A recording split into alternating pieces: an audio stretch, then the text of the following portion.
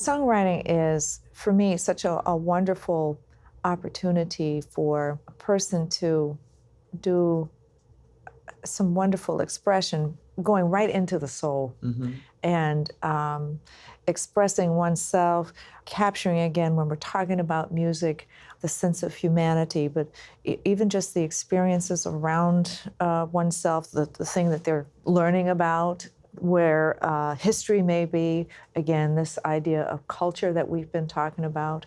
But of course, there's multiple ways to approach it.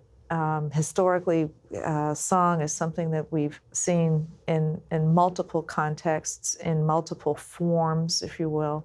How do you begin to have the conversation or start to teach in terms of song? There's so many ways to approach songwriting. For the public school educator, the best way, in my opinion, is to first solidify what you want students to say. What are they saying? Why are we saying it? The first step may be a writing exercise. It may be an open-ended prompt. How do I feel today? Or what issues am I facing today? Or what emotions am I feeling today? Because all of those kinds of stimuli affect how you write a song. Is it going to be a sad song? Is it a celebratory song? Is it a cry for help? Is it an expression of anger or angst? So once we figure out what we're going to say, then we can analyze different tunes that have articulated similar subject matter, and then you can start making the musical connection and have students compose from there. So when you talk about subject matter, you're talking about listening, you're talking about the teacher really getting to know the students, and perhaps the students also having an environment of trust where they can have that in their space so that they can be expressive. What are some of your experiences to bring that about so that there is that feeling of trust within the classroom? Transparency is the best way to build trust. You're going to have some candid and honest moments in the classroom, but also fostering an environment where introspection takes place, because in order to write a song, you have to be honest about what you're feeling.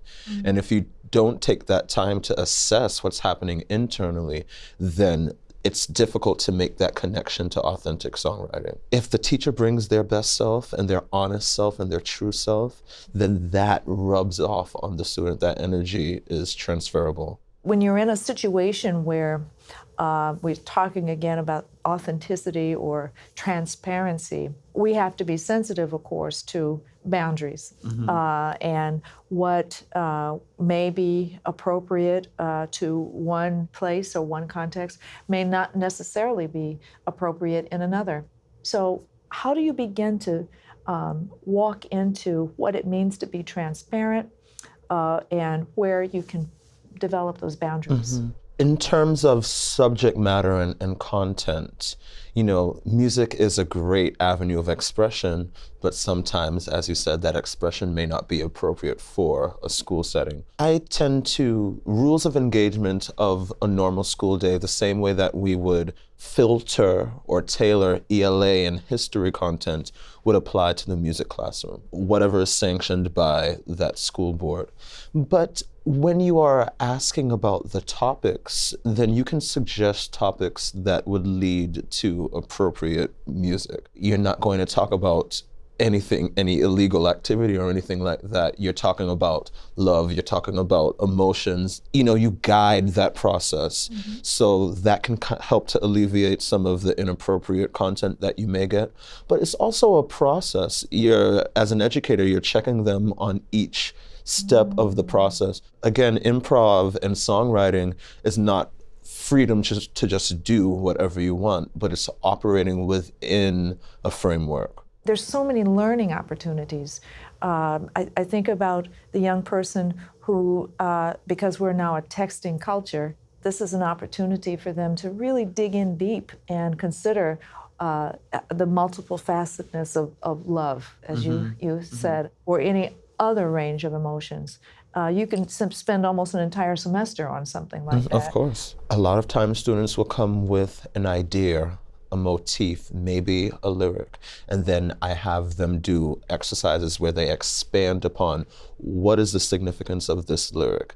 And then we think, or do I want my tune in major? Do I want my tune in minor? What kind of form do I want? How many verses do I want? Am I telling a complete story, or am I just focusing on a specific event? Is there going to be a follow-up to this song? And I've blown away by the time just a couple of pointers and maybe we'll go here, maybe take this up a half step, then they come back with finished, polished masterpieces. Again, it's just a little bit of encouragement, and then the creative process will occur. That's fantastic. Let's just touch quickly on form. What are some of the first examples of form that you would recommend for somebody just exploring or getting into songwriting? Counting and clapping out songs that you enjoy. Figuring out, okay, do I want my verse to be 8 bars? Do I want my verse to be 16 bars? Do I want this tune in half time? Do I want it in double time? And figuring out the different kinds of music and forms that are available, and then figuring out how that translates to how you want to express. It all comes back to listening and studying what's already available. Wow.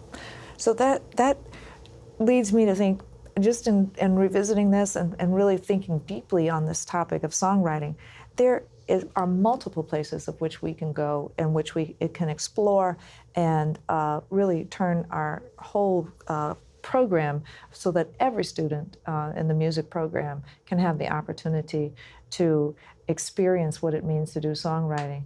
And I'm going to take this extra leap to say that it doesn't necessarily have to have words. It could be purely instrumental. Oh, of course, of course. Yeah, wonderful.